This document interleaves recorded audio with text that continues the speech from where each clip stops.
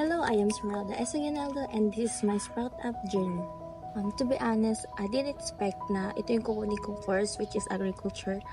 But then as I take this course, I fell in love with it because I experienced a lot on agriculture, specifically pag-study ng microgreens.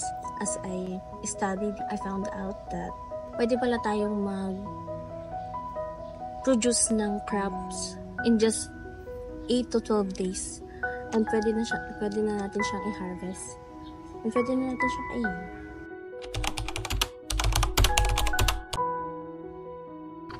I want to encourage the youth na i-take nila yung agriculture because agriculture is the foundation of a community because it is where food came from and also things like clothes, and hindi natin expect na doon pala galing yung mga ginagamit natin araw-araw.